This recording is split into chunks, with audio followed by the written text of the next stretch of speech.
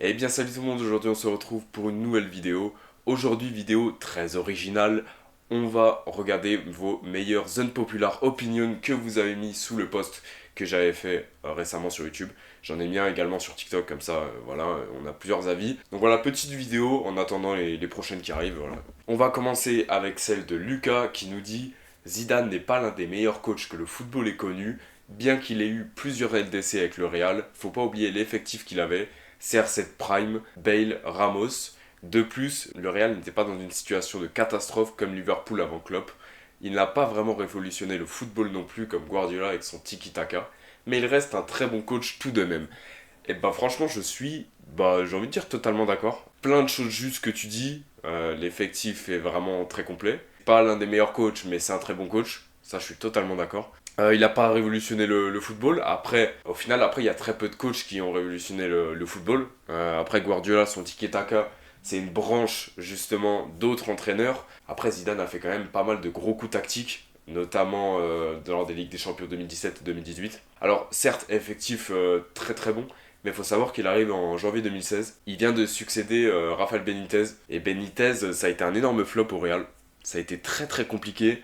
Et l'effectif était complètement perdu, les joueurs n'avaient vraiment plus de cohésion d'équipe. Mais au final, Zidane arrive en janvier, mais ils prennent la Ligue des Champions 6 mois plus tard. Alors évidemment, c'est pas une situation de catastrophe, hein, mais je veux dire, c'était pas la meilleure des situations non plus. Après voilà, il y a eu l'effectif. Il faut savoir gérer l'effectif. Parce que un coach, pour moi, c'est vraiment hyper important dans une équipe. Pour moi, c'est presque la moitié. C'est tout autant important que les joueurs pour les coachs. Donc franchement, je suis totalement d'accord avec ton avis. Ensuite, on passe au prochain. Pour moi, si Marco Van Basten avait joué jusqu'à 32-33 ans, ce serait un meilleur neuf que Ronaldo. Je pense que tu parles de R9. Le mec a pris 2 Ligues des Champions, 3 Ballons d'Or, 1 Euro et j'en passe. Tout ça avant la trentaine. Il avait aussi de très bonnes qualités de buteur et a marqué de très beaux buts en faisant le bonheur de l'AC Milan pendant quelques années. En soi, si les blessures ne l'avaient pas rattrapé, ce serait le meilleur neuf de tous les temps. Franchement, je suis totalement d'accord. De plus que j'ai même fait une vidéo dessus. Si Marco Van Basten avait joué jusqu'à 37 ans. Et dedans, j'explique que justement, il aurait pu être encore plus fort, qu'il aurait pu prendre 4 ballons d'or, voire 5. C'est vrai qu'il a un palmarès fou, alors qu'il a arrêté à 28 ans. Alors, si vous l'avez pas connu, je vous invite moi non plus, je l'ai pas connu. Hein. Mais je vous invite à aller voir des rediffusions sur Footballia ou des compilations sur YouTube. C'était incroyable ce qu'il faisait, et même il a énormément de qualités techniques aussi, hein. Très bon dribbleur, il savait tirer les coups francs, il faisait des retournées, enfin, c'était un joueur exceptionnel. Donc évidemment ce sera un meilleur neuf que Ronaldo, mais après Ronaldo, le Brésilien, il a eu quand même beaucoup de pépins. Maintenant c'est moi qui veux dire un unpopular. Si ces deux, Ronaldo et Van Basten, n'avaient pas eu de blessure, ça aurait pu être les meilleurs joueurs de l'histoire. Après à débattre, mais franchement ce qu'ils faisaient avant les blessures les deux, c'était fou. Et Van Basten, il avait déjà des pépins physiques, ça l'a pas empêché de prendre je sais pas combien de trophées. Donc je suis totalement d'accord avec toi. Ensuite, avis de Gianni, pour moi, Fernando Torres est top 10 meilleur buteur de tous les temps. Je le trouve meilleur que Benzema, Lewandowski, Georges Weah, Del Piero ou encore Vieri.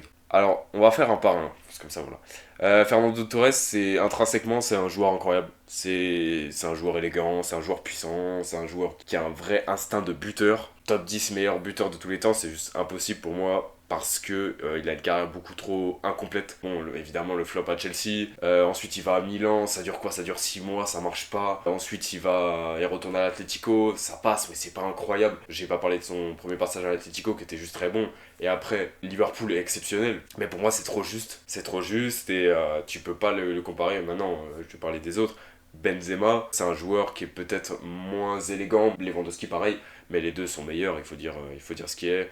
Plus de longévité, meilleure régularité. Georges Weah peut-être qu'il y a un peu plus débat, mais encore, hein, c'était quand même un monstre. Et Del Piero, Del Piero on en est très loin, hein. Déjà Del Piero c'est pas un buteur, et puis Del Piero, c'est juste exceptionnel. Hein. De tous ceux que tu as cités, c'est le meilleur. Et Vieri, pourquoi pas? Parce que Vieri aussi a une carrière compliquée, notamment à cause des blessures. Voilà, gros passage à la Juve, bon passage à l'Inter. Une année à l'Atlético, mais qui s'est avérée très bonne. On passe au prochain unpopular avec Melino qui nous dit: pour moi, si Eden Hazard avait une meilleure hygiène de vie, il serait meilleur que Neymar. Alors honnêtement, je suis d'accord, mais ça va aussi dans le sens inverse. C'est-à-dire que Neymar, c'est aussi un joueur qui a une carrière incomplète et qui a également une hygiène de vie qui est pas très bonne. Mais si on suit ton raisonnement en considérant que Neymar garde la même hygiène de vie, oui, Hazard serait bien meilleur. Maintenant, c'est deux joueurs très bons qui ont eu un prime de fou. Et bon, je suis plutôt d'accord, mais du coup, on peut dire la même chose pour Neymar qui aussi a une hygiène de vie qui a été remise en question. On passe aux prochaines notes populaires et là, on va passer aux avis TikTok. Donc là, forcément, ce sera moins long et moins détaillé. Et on commence tout de suite avec Yasser qui nous dit R9, ça mérite pas le ballon d'or en 2002. Alors pour le coup, je peux comprendre qu'il y ait un débat, évidemment, forcément, avec Roberto Carlos, qui gagne la Ligue des Champions et la Coupe du Monde, mais qui n'obtient pas le trophée. D'un côté, on a justement R9 qui explose tout pendant la Coupe du Monde, qui finit meilleur buteur et qui a vraiment fait une compétition exceptionnelle. Et c'est un R9 qui revient de blessure, une blessure de plus d'1 an et demi. Et il revient vers mars, je crois. Et du coup, il joue pas beaucoup de matchs de Serie A avec l'Inter pendant ce temps. Et du coup, ça fait qu'il n'a pas beaucoup staté en plus. Mais c'est vrai que sur l'année globale, c'était peut-être pas le meilleur. Mais pour moi, c'est pas un ballon d'or démérité. Je peux comprendre qu'on le donne à Roberto Carlos notamment, ou même à Oliver Kahn. Mais moi, personnellement, je pense que c'est pas un vol et que c'est pas démérité non plus, le ballon d'or de Ronaldo. La Coupe du Monde, on sait, surtout à l'époque, c'était la compétition suprême. On passe au prochain avis. Cavani est l'un des meilleurs attaquants de Ligue 1 all-time. Et là, forcément, il n'y a aucun débat. Même si, dans toute l'histoire, il y a eu beaucoup d'attaquants très bons.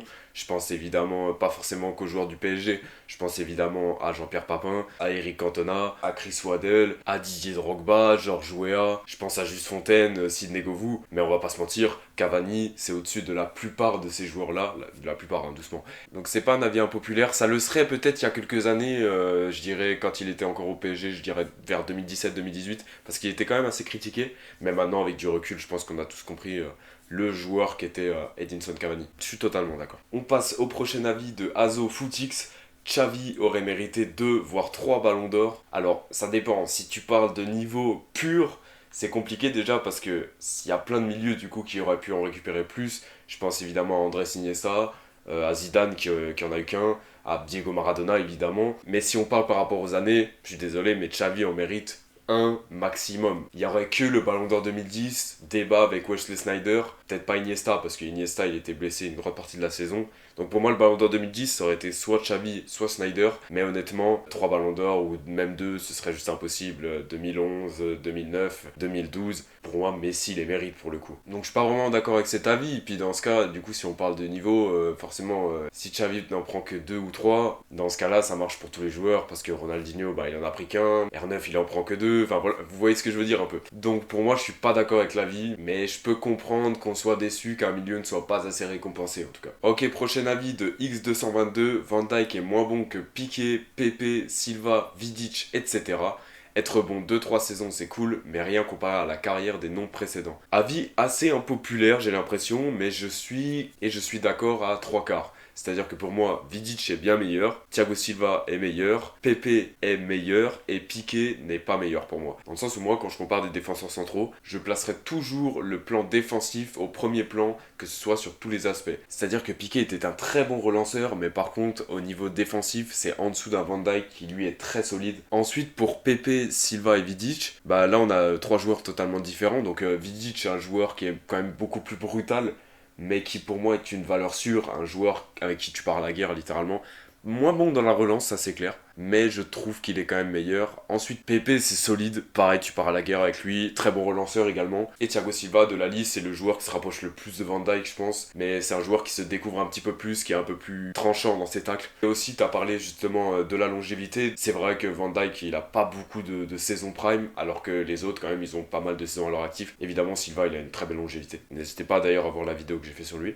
Donc, dans la globalité, je suis d'accord avec l'avis. Ensuite, on passe à Alex qui nous dit Neymar n'est pas top 5 meilleur brésilien all-time. Et là encore maintenant, c'est le seul avis où je suis quand même assez hésitant. On va poser les bases. R9 est un meilleur joueur que Neymar. Pelé aussi. Ok, c'est une autre époque, mais c'est un joueur qui a tellement marqué son époque. C'est la toute première légende ultime du football et il a rendu populaire le football. Ronaldinho également. Donc déjà ces trois-là c'est bon. Et ensuite on a Cafu qui est pour moi meilleur. C'est l'un des joueurs les plus importants de l'histoire du Brésil. 2 Coupes du Monde, 2 Copa América, une Ligue des Champions et 2 Copa Libertadores. C'est l'un des plus beaux palmarès de l'histoire du Brésil, si ce n'est le plus beau. À son poste, il y en a très peu des meilleurs que lui, si ce n'est aucun. Pour moi c'est un meilleur joueur que Neymar et en plus il a une meilleure longévité. Et pour la place de 5ème, si on parle de joueurs en général, général, je dirais Kaka et Neymar à la 5e position. Je ne saurais départager les deux. Mais par contre, en sélection, je mettrais Rivaldo devant les deux. Donc pour ton avis, je suis d'accord, mais en même temps, j'hésite. Pour le prochain avis, attention, Ramos, pas top 7 défenseur all-time. Alors honnêtement, si on parle sur le plan défensif, peut-être. Maintenant, si on prend la longévité, la régularité, le palmarès, les qualités offensives et les qualités défensives surtout évidemment, Ramos est largement top 7. Alors c'est un peu impopulaire ce que je veux dire, mais peut-être pas top 3. Top 7, je pense qu'il n'y a pas de débat, j'ai pas besoin de plus argumenter je pense, mais c'est compliqué quand même. Et on passe au dernier unpopular. Kanté est le meilleur milieu défensif all-time, donc en plus il a argumenté, c'est nickel. Il a gagné plusieurs trophées comme la Ligue des Champions et la Coupe du Monde, et pendant ces tournois, il a été très important pour son équipe niveau défensif, et ainsi doit défendre partout sur le terrain. Selon moi, comme le fait Kanté, il court partout et surtout il a une très bonne endurance et c'est un des rares joueurs à avoir stoppé Messi. Ok, bah franchement déjà les arguments ils sont bons, mais je suis pas d'accord quand même. Meilleur milieu défensif, c'est quand même compliqué. Je trouve qu'il s'est révélé quand même assez tard. Il a quitté l'Europe plutôt tôt en vrai. Il aura eu au moins 5-6 ans de très haut niveau, ça c'est clair, avec une année prime exceptionnelle notamment en 2021. Mais aussi de très belles années comme 2016, 2017 ou encore 2018, hein, l'enchaînement est parfait. Mais au final, est-ce que c'est meilleur qu'un Rijkaard, Matthaus ou encore Sergio Busquets? C'est vrai que c'est moins explicite, mais c'est toujours plus fort pour moi. Personnellement, je le mettrais peut-être pas dans un top 5, il y a quand même beaucoup de milieux défensifs, hein. Il y a aussi Patrick Vieira, Gattuso, mais oui, top 10 largement, je pense. Largement au-dessus de, je pense, des joueurs comme Makelele ou Emmanuel Petit, dans le registre de l'équipe de France notamment. C'est un joueur que j'adore évidemment, hein, mais franchement, je pense pas quand même. Mais j'aime beaucoup les arguments. Et tu l'as dit, il a été acteur majeur de ce qu'il a gagné, ça par contre, je suis totalement d'accord. Donc voilà, c'était pour les zones populaires. Même mettez des zones populaires hein, si vous avez envie. Ça pourrait servir pour une prochaine vidéo. Je ferai peut-être un post dans quelques semaines ou mois, on verra. Donc moi, je vous retrouve pour une prochaine vidéo. Ciao tout le monde.